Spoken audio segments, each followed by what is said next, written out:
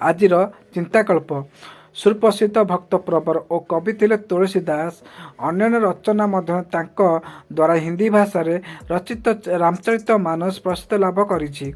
तुलसी दासंकर सबुठारु बड़ विशेषत्व है से समय प्रचलित विभिन्न रामायण कथावस्तु को संग्रह करी लोकसभा हिंदी रे लिखुतिले। रामचरित मानस एक जुग संतिक्षण जन्म नहीं। तुलसीदास 16 शताब्दी सुशोध शेरशाह शासन रे अवसान और हुमायून आगमन समय थिला। राष्ट्रत अस्मिता संकट क्षणिक थिला। अतिमात्र धर्मांतर चलीथिला। धर्म संस्कृतिर संस्कृत तथा पंडित वर्ग निजको असुरक्षित मन करुथिले। एभली एक घड़ी संधि मुहूर्त साधारणतः जनता आदर्शवादी और संधान रे थिले। नीति नैतिकतार मार्गदर्शनकारी यही समय तुलसीदास संस्कृत प्रधान वाल्मीकि रामायण राम को मर्यादा पुरुषोत्तम स्थान आसन कराइथिले।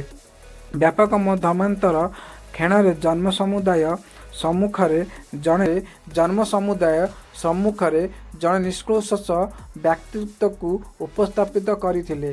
समय दाबी यह अति जरूरी थिला और तुलसी यह संपादन करथिले।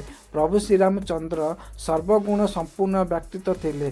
प्राचीन काल रे परिवार थिला भारतवर्षर परिचय।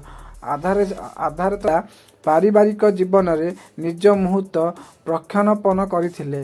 जड़े अंधानुसरण करथिले। एभली स्थिति रे त्यागर जीवंत आदर्श भाव रे जनसमाज सम्मुखरे जन को प्रतिपादित करिबा थिला जरूरी। तुलसींकर रामचरित मानस यही भूमिका निभाई थिले। एहार महिम अवनयन तुलसी संपर्क कह जाए जे युवावस्थार अति मात्रा स्त्री प्रति आसक्त थिले। यह लक्ष्यटी तांकर पत्नी तांको तुच्छल करी कहिथिले, मो प्रति जेतिकी आसक्ति रखुच जदि प्रभु श्रीराम प्रति सेतिकी आसक्त रखते चली आथिले। घटनाचक्र एक ब्रह्म राक्षस कृपारू हनुमान और प्रभु श्रीराम लक्ष्मण दर्शन सक्षम होइथिले। यार परठारु से श्रेष्ठ राम भक्त हेबा सह असाधारण कवित्व शक्ति संपूर्ण होइथिले।